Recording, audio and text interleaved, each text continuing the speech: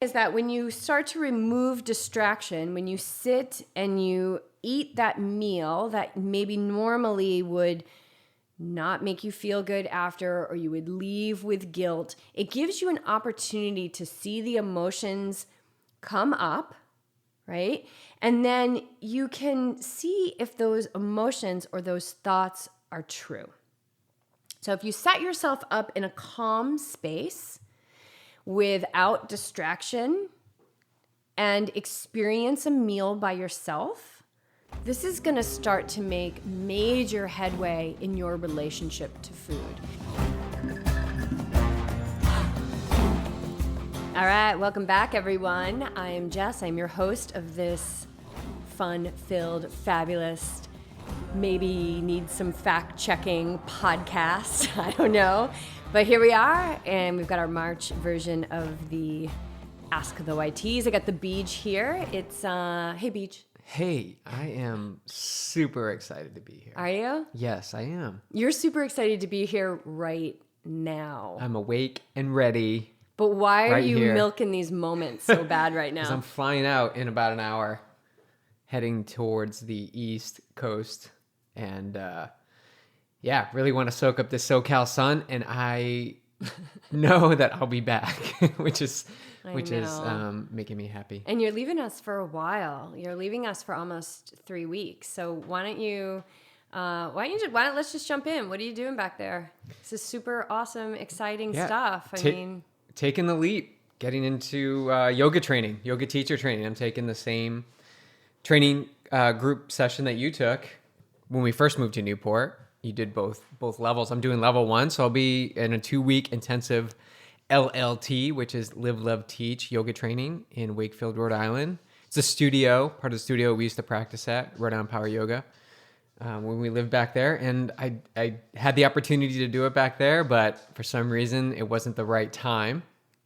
So I need to fly all the way to the West Coast. That's the right time.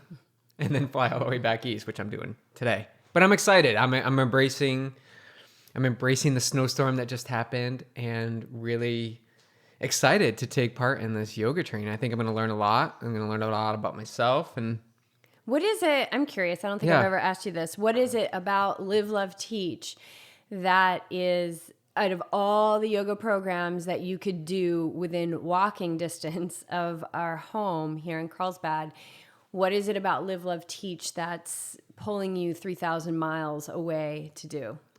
Well, first off, I can't speak to all the yoga teachings that are around, so I just want to say that. You know, I am familiar. And two, I want to say our trip across the country allowed us to experience a lot of yoga in different studios, and nothing was aligning with me like the teaching at Rhode Island Power Yoga. The Live, Love, Teach way, for me, combines the mindfulness, the quieting, and the physical practice of yoga. So the combination of the two, no music, no mirrors, breathing, for me, that aligns really well. It balances what I do as an athlete. How do you find it to be different than what you experienced as we traveled the country, and even what we have experienced practicing here in California? I feel like there's so much talking. There's a lot of cueing of poses and a lot of chatter and not enough heat, but that's beside the point. But the talk, you go into the yoga studio, you want to have a mindfulness practice. You want to listen to your breathing. You want to be present. And when someone's constantly talking, or you have the music playing, it's like competing. So you're trying to breathe, you're listening to the music, and you're listening to the teacher. What is the focus? And I like the quieter practice. I mean, the teacher's still giving cues, but it's minimal words. Yeah, so setting the environment for me is really important. I love to set the environment, and for my chances of quieting my body and my mind come from having space and silence. Right.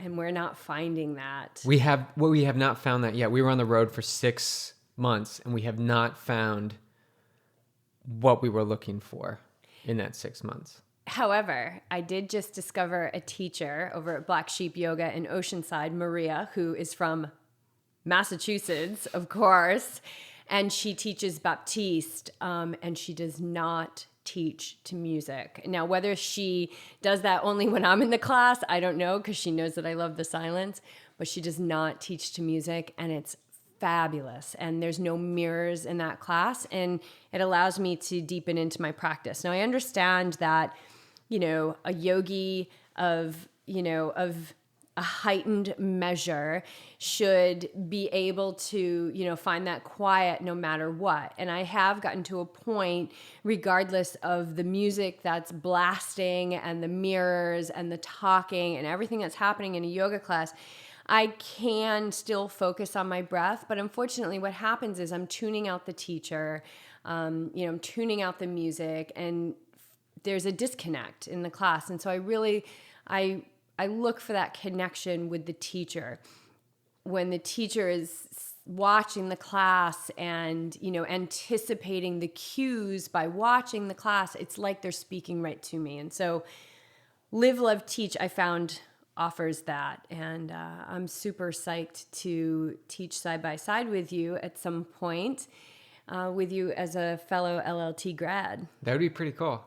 All right, so you're leaving us today, but here we are. We're recording our session for March. Well, this will probably launch in a couple of weeks, but we've got some questions, and we're going to dive right in. So the first one comes from Bree in Hawaii. Aloha, Bree. She has written in before. She's an awesome... Mahalo.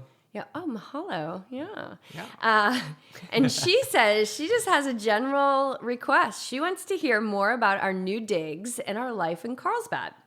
So thanks, Bree. It's awesome to share. It's funny. I often think about maybe the perspective of people who followed our journey.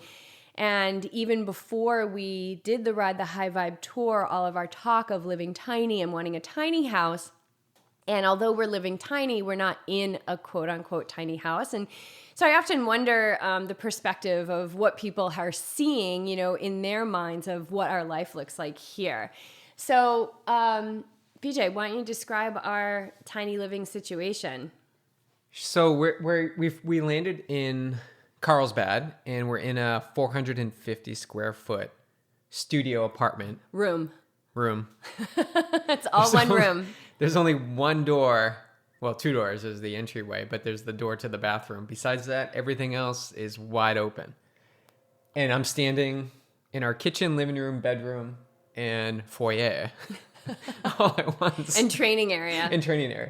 And it's pretty cool. I think you said once, when we leave, we look to make sure nothing's on. It's just one swoop. Like, we don't have to go upstairs or downstairs. It's like we look around and we're gone. Okay, everything's good. Right. Let's get out of here. And it's pretty cool. And when we lived in our house, so let me just set the stage.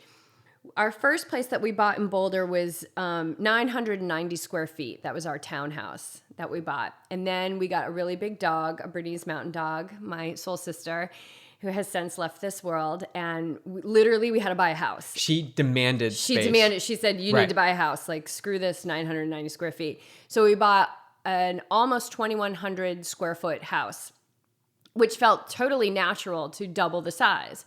And at that point, which, was probably well over 10 years ago, I thought, well, we'll just keep getting bigger from here. Like, maybe we'll pop the top and put on another story and all this stuff. I mean, it was a 5-bedroom house. Like, technically it was a 5-bedroom house for 2 people and 2 dogs. And we both had our own office, and we had a bedroom, and the burner had her own bedroom. Spare bedroom, a training room, a bathroom downstairs. Yeah, a big laundry room. Garage. And so it had all this space. Yeah. And that's what I thought we were supposed to do. And we got grown-up furniture, and this was a time in my life where I would like pine and ache over the Pottery Barn catalog, and I've talked about this before. And, I would order these things that we couldn't afford, and then they would come to our house, and I would sit there. I would literally sit with a glass of wine in the living room and adore our furniture. Like, it was so ridiculous. Now that I look back, it was so ridiculous. Like, what was it? I was pulling some kind of sensory pleasure from that. And then when we moved back to Rhode Island, we were like, we want to downsize. And at that point, we were already on the tiny house train. We were already like, okay, screw this. I want to live in 500 square feet or 200 square feet or whatever the hell it is. I just want to be small. Because I realized that when you have 2,100 square feet, you have to clean 2,100 square feet, and vacuuming and it took hours to clean the house. And I thought, there's way more things I could be volunteering, and now I'm vacuuming this whole huge house for what? For who? So then we moved back to Newport and we got a 1,240 square foot house, which was my dream home. It was like a 110-year-old Victorian cottage, very New England, perfect small little backyard, 3 bedrooms, 2 bathrooms. Like, it was small. It's small for American standards. And I thought, I'm never going to leave this house. And then I had a reading with our psychic, Maria. And she said, shortly after we moved in, she said, you're gonna sell this house. You're gonna really change your perspective on this house, and you're gonna sell this house, and you're gonna your life. In 5 years, you're not even gonna recognize the life that you're living right now. And I was like, what? I'm gonna die in this house. I love this house. There's ghosts in this house. Like, I love this place. And so we went 1,240 square feet, and then we came out here, and now we're at 450 square feet. So we keep getting smaller and smaller and smaller. And I guess what I'm saying is, like, I love it. I feel like this is, I mean, it sounds silly, but this is our home. And it's not like, I'm like, oh my God, I love it so much. It's not that sensory, that temporary, like, oh my God, isn't it so great? Blah, blah, blah. It's like, yeah, this is our home. Like, I'm completely content here. I feel like I've lived in Carlsbad for like 5-10 years. It just feels like our home. Yeah, it feels comfortable. It doesn't feel like anything really changed. We kind of like slipped into this life here. And they asked us last night at the running group, they're like, what made you choose Carlsbad? And you know what? The forces of nature brought us here unknowingly, and this is where we ended up. It just happened. Walked into the studio, and we were like, okay, perfect. Yeah, great. Works good. We'll take it. And every other place that we tried to go after was either like already gone, or the person never got back to us, or we like showed up and there was like 10 other people there. And for whatever reason, we just walked into this place, and the lady was like, great, let's make it happen. And then we moved in 2 days later. And that's what living in flow feels like. Like, everything can be like that. And I always remind myself of the apartment story. Like, remind yourself about how easy it was to find this home, because when we stay in flow with the universe, that's how easy it is. Like, we walked in, boom. So I'll do a tour, like I'll do a video tour, and we'll put that in the show notes. That'll be fun. It's not going to take long. So, but, so why don't you talk about the furnishings that we have? So we bought a bed. Yeah. We had to get a bed. I guard my sleep with my freaking life. Easiest thing was the Casper bed, the Casper mattress. We just ordered it. It showed up at our door. We unfolded it, and there it was. And now it's part of our furniture here. And then we bought one of those IKEA shelves, bookcases, to kind of separate the bed from where you walk in the door. The foyer.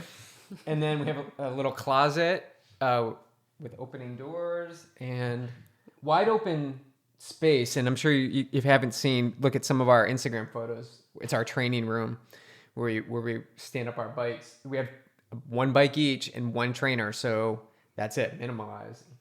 2 bar stools at the bar in the kitchen. Which acts as our office. Yep, standing desk area. We have a fireplace, which was a super bonus. Total bonus. We have high ceilings. Total bonus. We have a ceiling fan. Bonus. And one thing I thought, which I'd never considered before, was we have a 3/4 full fridge. And it's like, how are we going to do it without a full fridge? And I don't even think about that. No, I love it. Yeah. We pack it with our beautiful food from the market, and then we eat that food, and then we go out and we get more. Like, it's just, it's sheer abundance. Easy. And then the bathroom is basic bathroom, but it's got great shower power. Mm-hmm. Super key. No tub.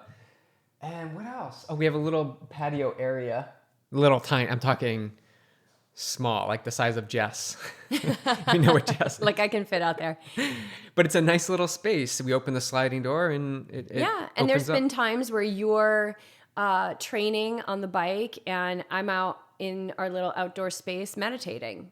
That's a little refuge out. That's all I need. We have what Everything we need. Yep. We have what we need. And the best part is that I have this little butler thing, which is like a little broom and like a bucket, like a little. And how long does it take you to sweep up the place? And I'm like a pretty thorough sweeper. Like, I don't even know. It takes me a half an hour maybe to do a thorough clean on the house. So I love that. Now I can spend my time. I found time to dedicate, more to my meditation or my yoga practice or, raising my own vibe. That's the only way that we're going to be able to continue doing what we do, is for you and I to continue raising our vibe.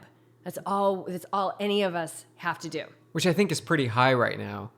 It's a pretty high vibe. Yeah, I'm glad you said that. So one of the things that I talked about a lot on the tour and leading out to this trip and this move and everything was that I could feel this expansive energy. I couldn't really explain it, but I could feel that there was something really expansive out here.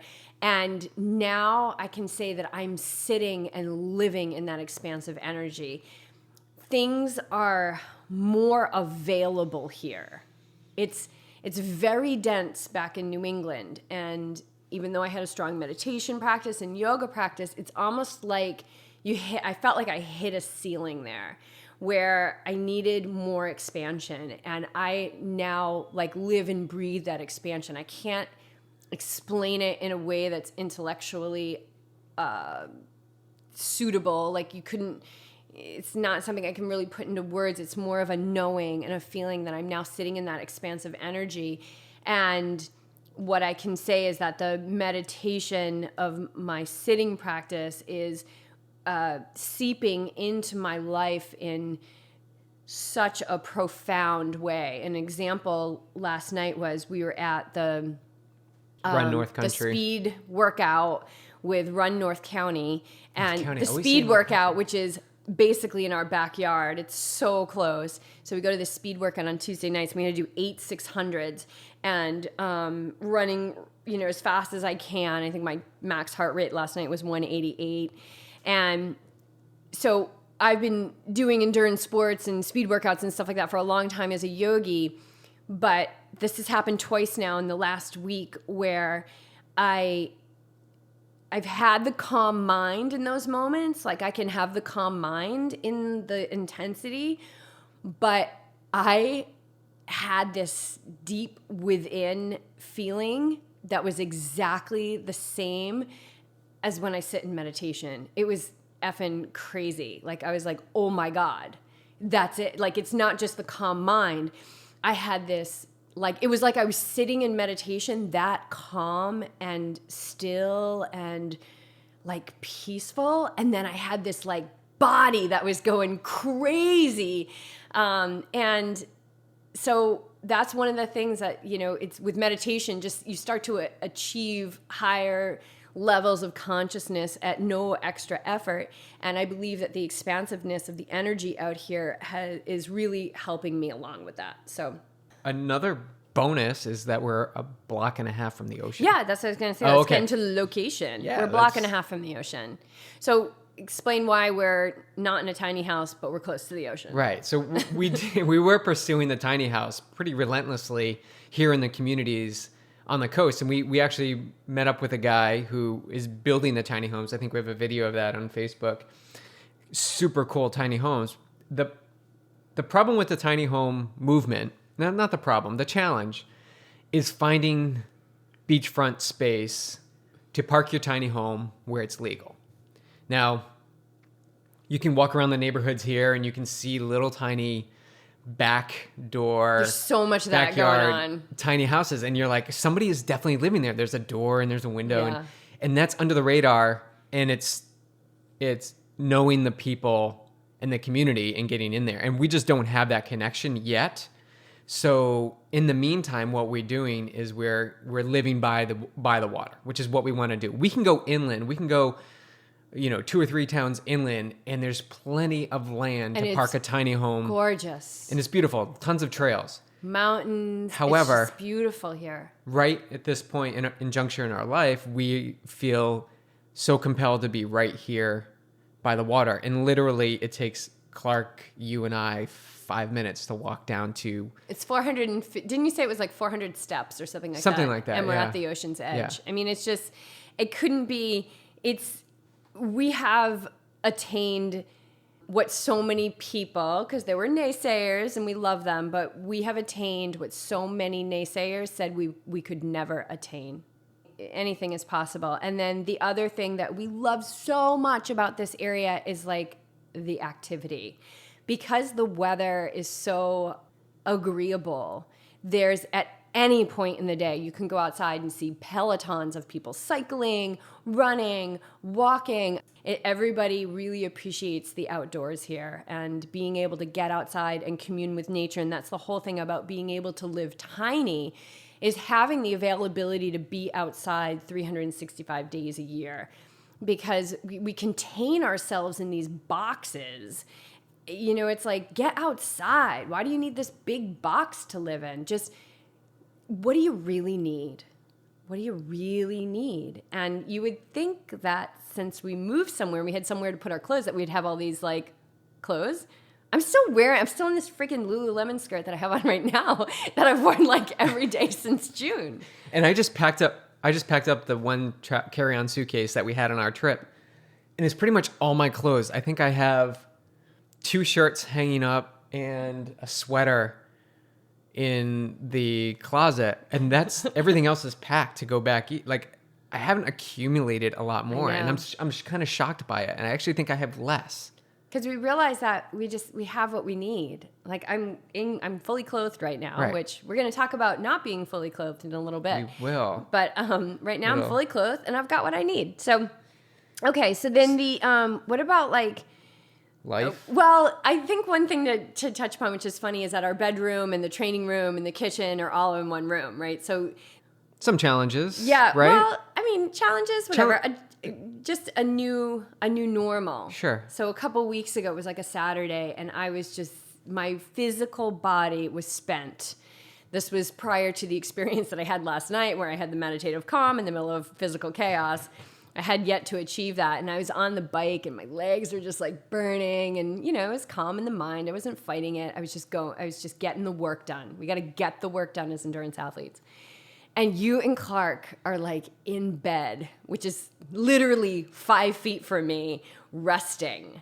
And I'm like on the bike. So we've got these contrasting things. I love it because it's like what you want, what you think you want is right there.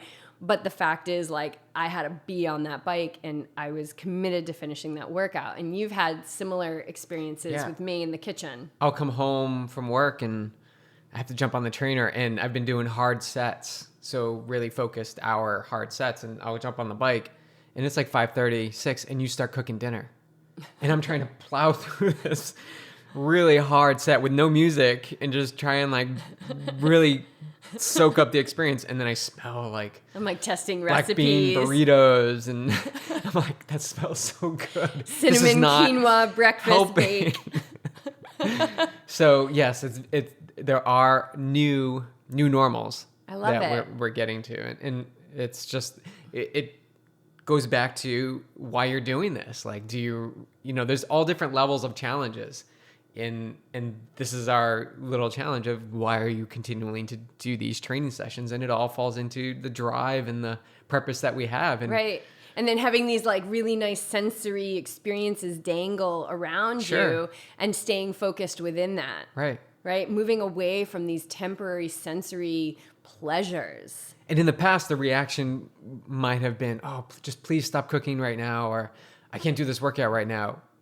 That may have been a past experience, but now it's like, I know my thought process. Those thoughts come in, and I let those thoughts come in, and I let those thoughts go out. And it's like, this is the challenge. Like, stay focused. Just let it move through you. Just let it move through. Don't put a label on it. And that's the whole thing about the mindfulness practice. That's that right there. I know. It's so cool though. And the thing is that we have these great coffee shops, and BJ and I are really good in the fact that if one of us needs to be alone, we just let the other be alone. And that's such a big thing for, I think, a successful relationship is don't make it about you. If the person needs to be alone or they're in a cranky mood, just let them have it. Just let them be there and be concerned with yourself. Don't be concerned with them. Give them space to breathe because that's exactly what they need. They need space to move through the muck. And so our life here is, I feel like in these last couple of weeks, we've really started to, the immersion that we've been doing into the community is really starting to come alive. So I mentioned how everybody is out there and they're working out and everything, but there is a group workout like every day. Like Sometimes, last night I was like, do I want to do the fun run at Endurance House or should I do the speed workout? Or yeah, there's like a morning run and should I go to an evening Pesquitos run. Canyon and do the trail run? Like there's so many things going on here. So we've been involved with Run North County we've been volunteering. What did you do last Tuesday or Wednesday night? Yep, Endurance House, which is in Oceanside. Awesome, awesome place. So if anybody's coming in for Oceanside 70.3, listen up. You want to get involved with Oceanside, Endurance House in Oceanside. They're an awesome triathlon store, multi-sport store, Matt and Sabrina who own it. And I just reached out to them and I was like, hey, this is who we are. And we just want to serve the community and get immersed in the athlete community. So I can teach yoga, we can do talks or whatever. And they were so welcoming. Like they are awesome. And so last Wednesday night, they have their own triathlon team and they ditched their spin workout and they let me come in and I taught yoga to the triathlon team, which was super fun. And perfect because they had just done the desert tri that weekend. So it was perfect timing. It was awesome. And they all needed it. Yeah. Holy moly. They all needed it. And then you're also doing, what are you doing after Oceanside? And then Oceanside 70.3, which is on Saturday, April 1st, on Sunday, April 2nd, I believe it's at 9 a.m. So stay tuned. If you're going to be racing that race, stay tuned for this. I'll post more information, but I'm going to be teaching a yoga class, so super restorative yoga class, because it's just going to be a big pile of inflammation. I understand that. So we're going to do a super easy restorative class to get you in that parasympathetic healing nervous system, get the lymph and the blood and everything flowing in your body and get you recovered. So that's going to be a free yoga class at Endurance House the day after Oceanside 70.3. I will be out there volunteering that day. And then I'm also teaching a yoga for athletes class at Black Sheep Yoga on Saturdays from 4 to 5 p.m. And then I've been doing a little teaching at Evolve Yoga in Encinitas, which we have befriended Chris and Anna, who are the owners, and they are just one of the loveliest couples. Yeah. We just love them. We've known them in other lifetimes for sure. They are the sweetest. I did a little volunteering at a yoga studio here in the village for a couple months, and then something just told me that I needed to open up space, and so I let that go. But again, I was like, really met some beautiful people. One girl that we want to bring on the podcast who has an amazing story with her and her autistic son. It's so beautiful, so I think we'll be bringing her on the podcast. And that's what I've been doing. You guys know we announced it a couple months ago that I'm working on a cookbook for athletes.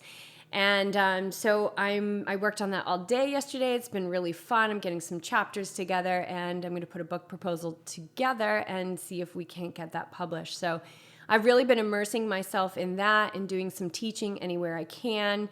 And then, BJ, what have you been doing, my sugar daddy? My sugar daddy. So with my web background, web design, if you haven't seen our new website, check it out. It's awesome. It's pretty sweet. I'm working with Xterra Wetsuits here in San Diego area. They are one of the most popular wetsuit companies, and they've been around for... Aren't they like the number one selling wetsuit in the world? They are. And they've been around for a long time, and Keith and Glenn... super cool guys. I think everybody in triathlon knows them. And I'm just very, lucky to have the opportunity to work with them. That was another ridiculously, like, you walked into that job and it's just a part-time job, and it's like, it's just amazing that you can rely on those skills. But that was another like apartment story. Like, you literally walked into that job. They were like, we don't interview anyone and we want to hire you. Right. It's everything aligns. And if you just open up and don't put hard lines on things and just be open to what could possibly happen, then this is exactly, we're living it. Like, this is the flow. Yeah. This is the flow. So I'm working down there a few days a week. It's not close, but it sets me up for a routine. So when you see my posts Tuesday morning, I wake up at 4:30 and get to the pool for 5:15, 5:30.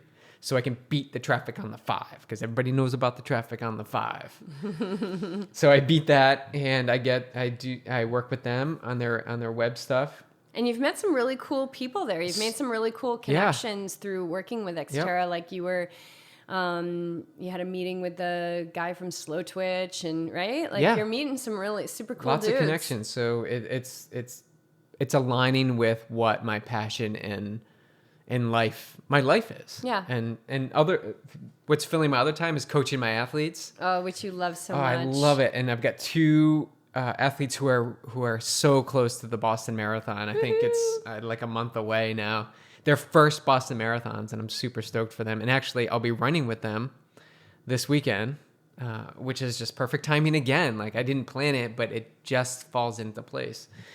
And accepting new athletes and continuing to build our brand and social media and just believing in Yogi Triathlete, right. Because you guys are sending us emails and notes that, I mean, it's just unbelievable. You have no idea the perfect timing that those arrive, telling us to keep doing what we're doing, telling us that we're on the right track, telling us that you love our message. Like, you guys have no idea. That's like a paycheck right there. That's like us saying, like, okay, yep, that's a sign. Let's keep going. Let's keep going. Let's keep going. And we've been working with people, just serving people. People are reaching out to us who are dealing with injury right now. And, we might not coach them, but now I'm working with them through my mindfulness sessions. And it's so unbelievable that it's like every day a little bit, like another tier on the cake, it just gets presented. Keep putting the energy out. And that's what we've consistently done, is put that energy out there. And we'll joke and say, like, who's actually listening to the podcast or who's visiting our website, and then we'll get, like you said, a random email, just a quick little 2-line thing of how one sentence that was stated in a podcast has affected the way they have changed, they serve food to their family or address people at work. Like, those little tiny signs. Yeah. And I think it was Bree who actually sent in this question, reached out to us and said, like, that she was doing some cleaning out with her husband. Like, they were doing some cleaning out of their home and the stuff that they have, and, like, just simplifying and minimalizing and looking at what they actually need.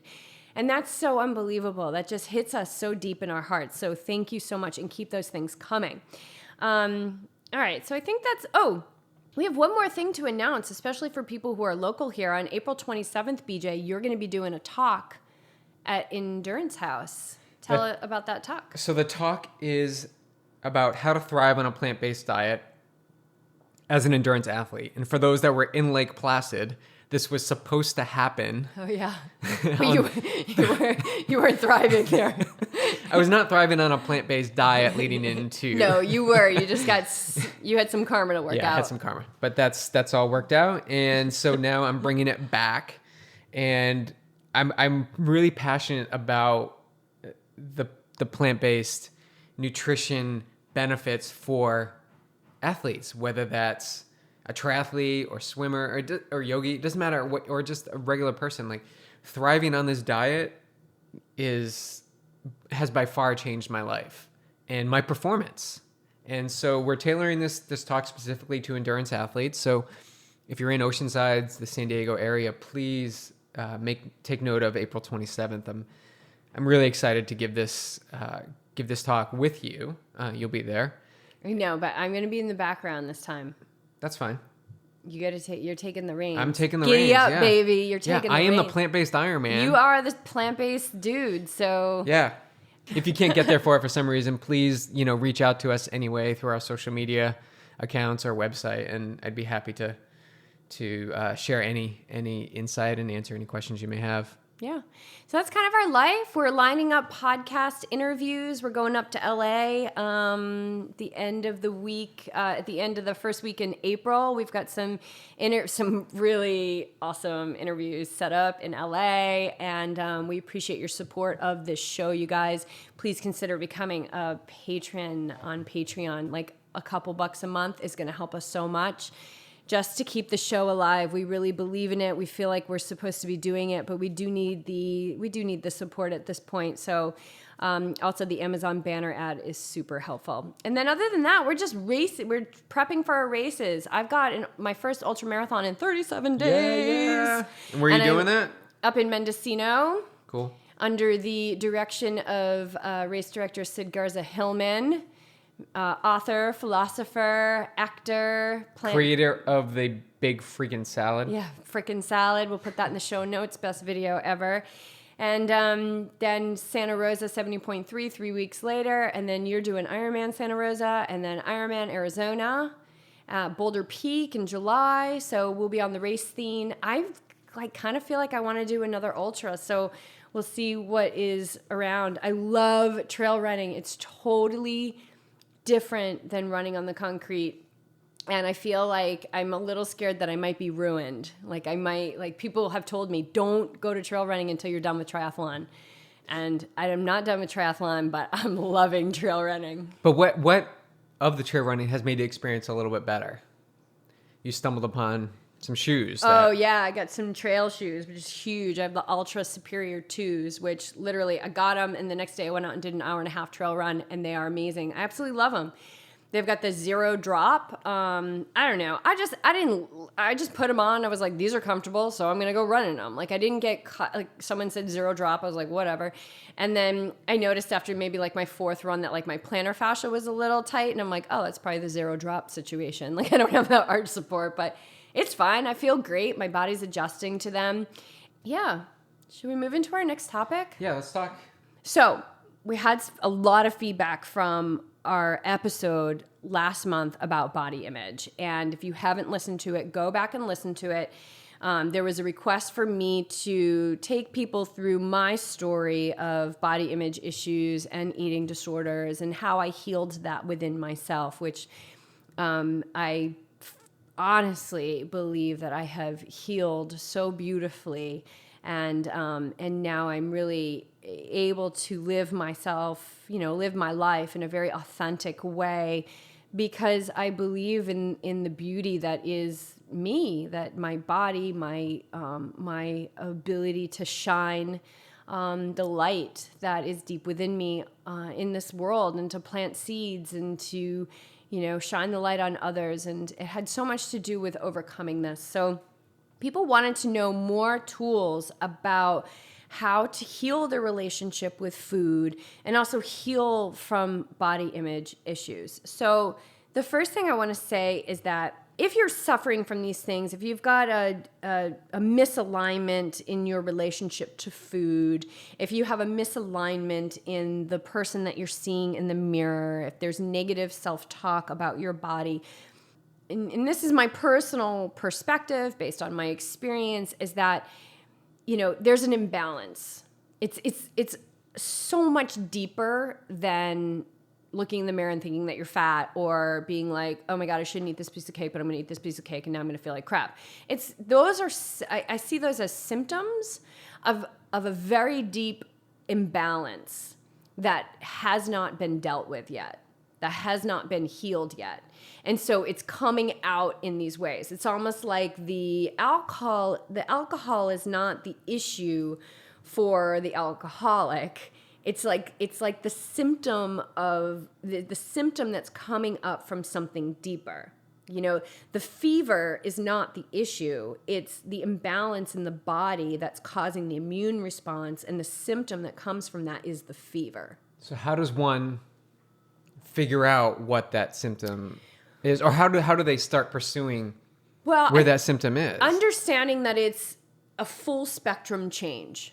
So stop thinking about like, how do I change my relationship to the way I think my thighs look, or how do I change the relationship to the food that I'm eating? It's a full spectrum, It's a full spectrum change. So number one, if what you're doing, have been doing in the past is not working, okay, it's time to reassess. There's a fork in the road. You keep going left, left, left, and you keep getting the same results, the same results, the same results. Okay, you need to go right. It's time to reassess. It's time to let go of what you've been doing in the past because it's not working. Or what you're seeing, because the marketing is like, the quick 6-pack abs. Like, here's the 3 exercises you need to do. Like, that's not, like, you got to go the opposite direction than that. Yeah, and understand what you're up against. I'm glad you said that, BJ. One of the main issues is that we're not seeing naked bodies enough. Okay, so I've been doing this thing in the locker room since this whole body image thing came up. I'm like just walking around the locker room naked, like with the intention of like, ladies, just look at me. Like, look at my body, look at my thighs, look at my belly. Like, I don't care what you look at. Take a good long look because this is a regular body. I'm 45 years old. I don't think it's too bad. I think it's pretty awesome. But, there's like, I've got like this skin now on the inside of my knees. I don't understand what that is. It's just being 45. Like, my vehicle is starting to age. It's no big deal. So the problem is we're not seeing regular naked bodies enough. We're seeing, if you are indulging in that low vibe porn stuff, which really is low vibe, if you are indulging in that kind of thing, you're still not really even seeing like a regular body. You're seeing a porn star body. In movies, you're seeing, a fit body, a perfect, quote unquote, perfect body. In, magazines are like the worst. Like, you're not seeing what is real. You're not seeing what is real.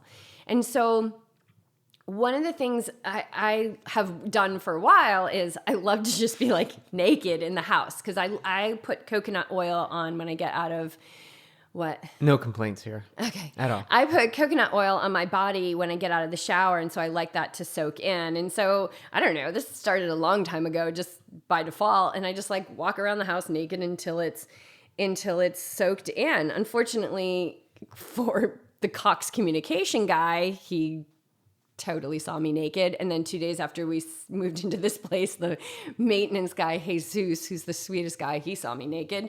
But I'm like, I don't even care because it's a body and it's not even who I am. So get naked and walk around. Start with just walking around your house when you're alone. Feel your body in its full form. Feel your posture, how you're holding yourself. Like, if you're suffering from these things, there's a disconnect between you and your body because you've lost the ability to see it in its perfect magnificence, which is what it is all the time. The other thing that it is it's also a reflection of truth. So, maybe my triceps aren't as taut as they were 20 years ago, but whatever. That's the truth of a 45-year-old vehicle, And so just feeling yourself and walking around and being comfortable in your own skin when you're alone, do that. And then also I love the coconut oil thing. It's so good for your body. And it also, if you massage it all over your body when you come out of a shower, it's like you're moving the lymph and you're getting circulation. It's so, so good for you. So it's like this full spectrum thing. Let's get back to that. And so one of the things to understand what you're up against is that our society is not showing you what is real. And what's under your clothes is what is real. And it's beautiful and it's magnificent. And so if there is an imbalance there, the first thing that is necessary is your commitment to heal it. Your commitment to heal it. So you are the only one who can heal it. And that said, I also want to say that you're not alone, that having like-minded people in a community that you can rely on is going to be really supportive to your success. Why do you think people go outside? Why don't they look inside? So you're saying look inside, which I totally get, but why? What is it that's... It's the projection. It's classic projection and denial. We're in denial of what is going on truthfully within ourselves. And so we look out and we see it in other people. We see that girl's a control freak, or she's kind of a bee, or So we pick apart other people's right. problems. And what those are the things that are unhealed within us.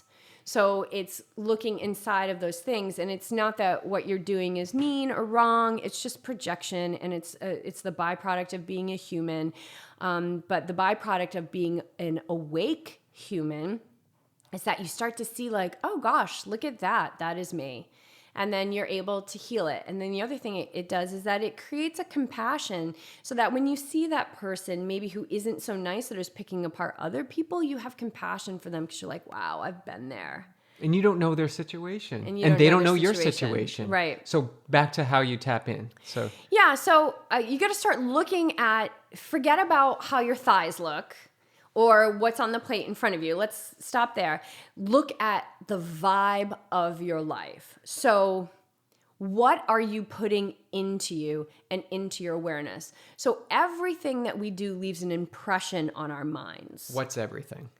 The conversations that we have with people, the things that we choose to read, the things that we choose to watch on television, the things that we see on the internet, not giving us time to away from technology, the things that we put into our bodies, everything leaves an impression. So it's starting to look at the vibe of your life. So you could say like, well, wait a minute, I'm a really healthy person. Okay, so you're a really healthy person. Do you have a television? What are you watching on the television? Are you watching shows where people are disrespecting other people? Are you watching shows where there's violence? Are you watching shows where there's horror? Are you watching shows where people are making fun of other people and gossiping about people? Like, this is all, if you look at it from a yogi perspective, it's all violence.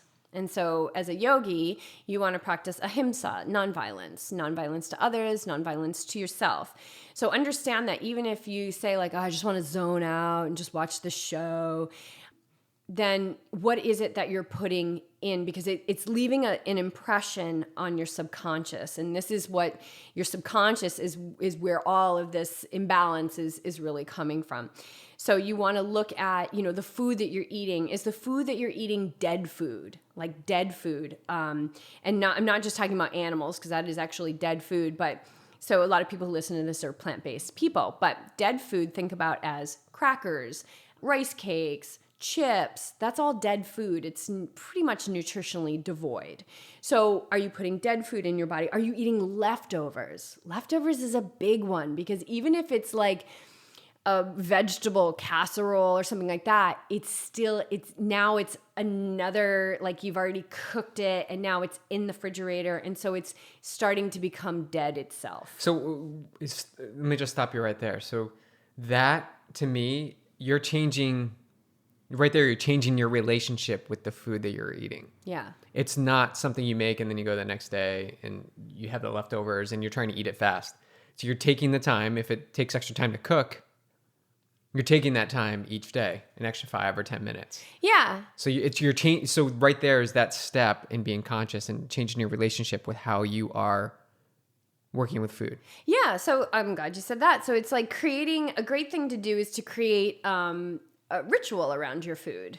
When you are, and ritual can be just a mindset. Like when I go in to prepare dinner, and sometimes it's, at the end of a long training day, or my physical body is exhausted. My legs, like sometimes I'm like, oh my God, I just need to sit down. My legs are so achy. But I stop and I realize that I'm creating the nutrition to fuel our bodies. And so I create ritual around that, where I feel the food, I feel the cuts. I'm grateful for the abundance. Like every single day I say, thank you for the wildly abundant life that I get to live.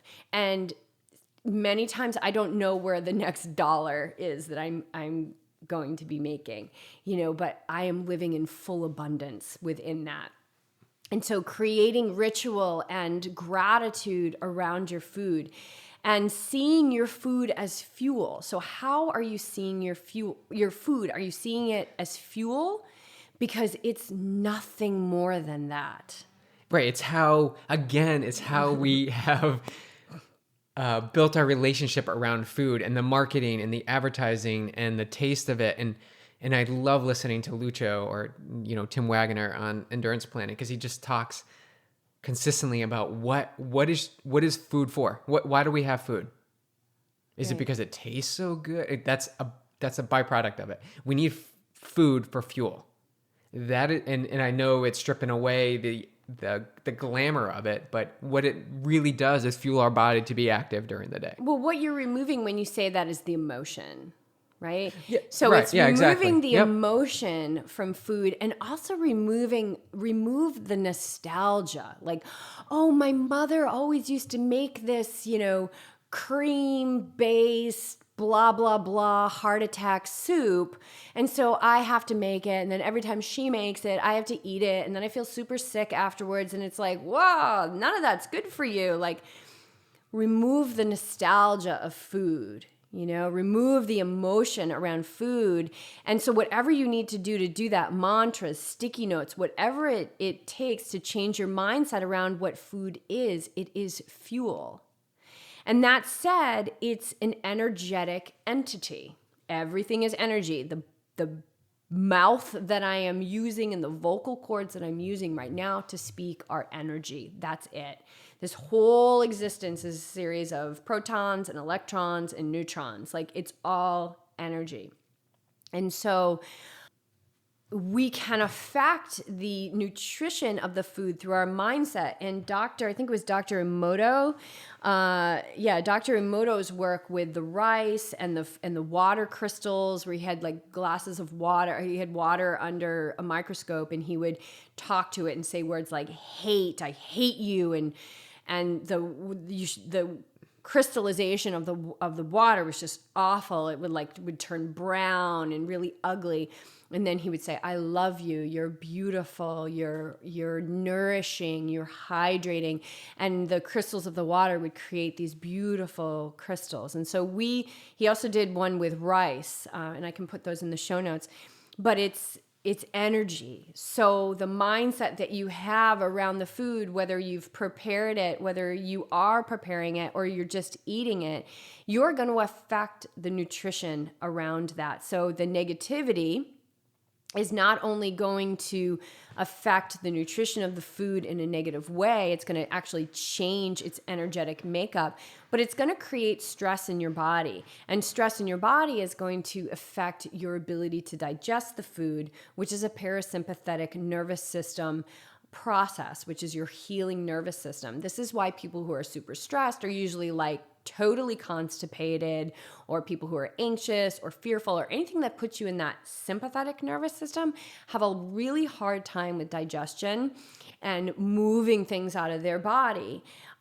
So digestion is a healing nervous system process. So you want to eat mindfully, eat slow, eat without technology, eat without reading, eat without talking. There's some research that people who do more than just eat when they eat weigh like 18% heavier on average. So I love just the simplicity of the Buddhist mindset, which is when you eat, just eat. When you drive, just drive. When you talk, just talk. Just forget the multitasking, one thing at a time. Now, I understand that may create a complete volcanic eruption in your life, so try this. 1 meal a week, no technology, no other distractions, just you and your food. That's it. Whether that's I don't care where it is. It could be on the side of the road. Just you and your food. Yeah, and taste it, chew it, savor every bite. Think about the effort that went into making that food. Like all those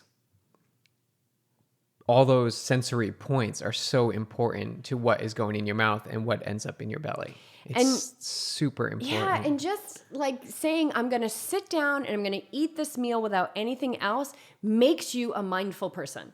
And That's a mindful practice right there. watch how many times you reach for your phone. Because we've done this. Yeah. We've done this. And you've watched me. And I'm like reaching for my phone. And it's like, nope. Yeah. And it's such a habit. It's such a habit. If you want to take it up a notch, that's one of my favorite things is because I'm here by myself when BJ's at Xterra and I'll sit and have lunch. You know, I'll stop what I'm doing and I'll make myself lunch. And right on one side of me, I'll have my computer. And on the other side of me, I have my phone. And I'll sit right in between it and I'll try and chew each bite at least like 30 times.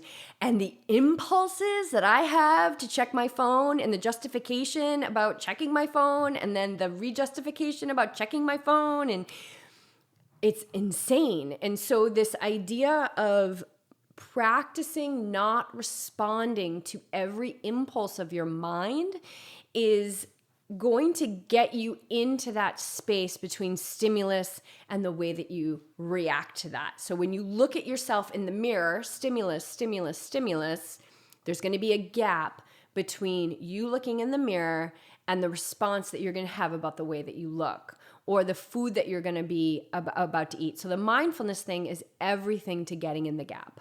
And the gap for most people, because I can speak to this, it exists, but it's like it's so quick. What this mindfulness practice does is it expands that gap. So you start to see the gap. And even just realizing that there is a gap is a step forward. Because I'm going to generalize here, but I bet most people don't even know there's a gap there. It's like, here's the stimulus and here's my reaction. Yeah, because this is how I am.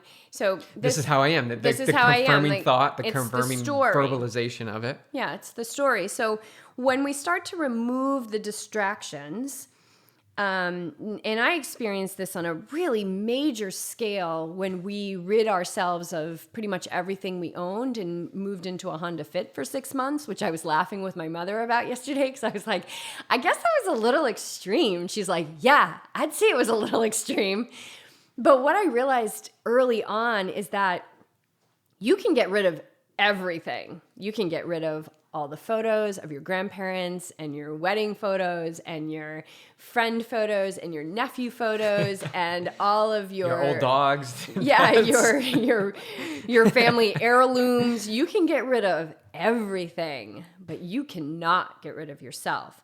So what happened to us over that 6 months is that we stripped ourselves away of distraction. And then the two of us sat in a car for 6 months. I mean, essentially. And we drove, I just did our taxes. We drove 7,000 miles to go 3,000 miles, that's a feat. And we got to work on ourselves and see our imbalances and get in the gap and either indulge those imbalances and make them more imbalanced and bigger, or we could heal them. And how much of that 7,000 miles do you think we were actually listening to the radio or music or a podcast? I don't recall. Sometimes there was a couple times where we were driving in the dark and it was late and we popped on the 80s. Thank God. I think there's some video for, proof of that too. Night Ranger. So. Thank God for Night Ranger. But for the most part, we were sitting side by side in our space and we could talk or not talk. Right. Mm-hmm. And being comfortable with each other that this is okay. And if we wanted to have a conversation, we did. But respecting each other's space became more prevalent as the trip went on. This is where we are right now. We don't need music. It actually became a distraction. I think we were both I at least would turn on the radio and then 2 seconds later I would turn it off because it just was a vibration that I wasn't aligning with. And I know you were the same, but yeah, I was just praying for those 2 minutes that you would shut it off. We spent a lot of time in quiet and listening to Clark snore in the back. So what we're saying is that when you start to remove distraction, when you sit and you eat that meal that maybe normally would not make you feel good after, or you would leave with guilt, it gives you an opportunity to see the emotions come up, right? And then you can see if those emotions or those thoughts are true. So if you set yourself up in a calm space without distraction and experience a meal by yourself, this is going to start to make major headway in your relationship to food. And so you guys, this was like the big one, was like, how do I create a healthier relationship with food? Start here. Eat in a mindful way, one meal a week. And I really would love to hear about your experiences. It's my experiences. It's one of the hardest things that you can do, but it's so, so profound. And then let's move on from that, because we'll start to wrap it up here. So starting to create ritual around your food, I think, is a really good thing. Mindfulness is essentially what I'm saying in your purchasing of the food at the market, in your preparation of the food. What kind of energy are you infusing it with? And what is the energy that you are sitting within as you're consuming it? And then after, as your body is digesting it, are you creating stress in your body, which is affecting your digestion? So starting to look at those things is really you're gonna realize that, like, oh gosh, this is all just a symptom of something greater, and then you can really get to the essence of what it is. And then through mindfulness, you can heal that as well. The other thing that I strongly believe in is cultivating an attitude of gratitude. So like I said, even on days where, like, I don't know where, especially when we first moved here and there was no income and it was like, our coaching or whatever, but, we went from a pretty hefty, comfortable income back in Newport to, like, not much. And so even in those moments where I didn't know where the next dollar was going to come from, I would wake up every morning and say, thank you for this wildly abundant life that I get to live. Thank you. Thank you for bringing so much money into my life. Even, And money has different forms. Basically, money has different forms. Currency is everything. Right. It's meaning it takes on many different forms. So journaling was a big one. And you had said this when we were talking prior to recording, BJ, is choosing your words so carefully. Yeah, you get into your story and you always say, oh, I'm not a good runner, or I eat like this because that's what works for me, or I chose this option because that's who I am. And you start to believe this stuff when you start to journal and you write down what you're actually saying, or you find that gap in the pause. And I've actually experienced this a lot lately. You have that trigger of that vocalization of your thought, when in reality, is it true? Who says it's true? You constantly say things over and over again. And what my challenge is to you, all you listeners out there, is to spend one day, or let's break it down, 1 hour of your day. And for that 1 hour, switch your thought process around and try to be more open. Try to, I use the example of you walking to the pool, like you went from the locker room to the pool and you passed one or two people. Do you stare at your feet and you're trying to get to a lane? Or do you raise your head and you say, good morning, how was your swim? Or how are you doing? And great job. And just being that person who is proactively going out there to engage with people. Because a lot of what we find as humans, and I know that BJ and I have both found it when we really started to look in beyond the symptom and into our imbalances, was feelings of unworthiness. And this is very much ingrained in the human condition. So, going back to like how you hold yourself and do you have your head down, looking people in the eye, making connection, you are worthy of that. You are worthy of that. So I love that idea of choosing your words, how you speak in the world carefully. But when you're journaling, let it absolutely. rip. Like, let it rip. Absolutely journal in a way where you set the intention to burn the pages. And maybe you burn the pages. I don't care what you do. But write like you're going to burn those pages and nobody's ever going to see them again. Because you got to move whatever that sludge is. You got to move that crap out. It's digging deeper. You talked about somebody who considers what is healthy. Like, in your journal, write down healthy and what you consider to be healthy. Yeah. Like, what are your thoughts about being healthy? And then see how that matches up with your actions. Yeah, and then journal and then do some gratitude journaling. So journaling about what you love about your body. And then can you infuse those areas that are being abused, right? Like being abused and neglected, can you infuse that with love? What is it about those areas of the body that are not worthy of your love? I also love to do journals where I journal like I have already achieved my ideal perspective or my goal or whatever. So you're writing like you're writing in the present tense, but it's something that you're manifesting, and so it's like you're seeing the end result, and you journal about that. I love that. Something that I did many years ago when I would have a lot of trouble with my body running. So this is at least a decade ago. And then still kind of in the muck of not really loving my body so much, I would spend the last half mile of every run thanking my body. So for half a mile, actually I think it might have been more than that, I would be like, thank you eyelashes, thank you eyeballs, thank you heart, thank you liver, thank you kidneys, thank you toes, thank you toenails, thank you knees, thank you skin, thank you butt, thank you belly, thank you ears, thank you hair, thank you brain, thank you pituitary gland, thank you thyroid. I mean, I would thank every part of my body. And this really started to bring awareness to the gratitude that I have for the magnificence of the beauty that is the human body. So cultivate an attitude of gratitude. That's a big one. And then questions, be curious. When you find yourself in that negative self-talk about the food or the way your body looks, ask yourself this: what would your life, or journal about this, what would your life look like without these thoughts? What would your life look like without these thoughts? And can you come up with a stress-free reason to keep them? And this is Byron Katie's work. Can you come up with a stress-free reason to keep those negative thoughts? So getting curious. And then committing. You have to commit. Just like when you sign up for a race, you commit to get to that starting line. You're committing to overcoming these issues. You're committing to healing through the symptoms and into whatever the essence of the imbalance is. And then always remember that no matter what, the vibration that you sit in any given moment is the precursor to what you're manifesting in your life. It's not, the manifestation doesn't come from a dream in the future. The manifestation comes from the vibration of the energy that you're sitting in that moment. That is the precursor to your future.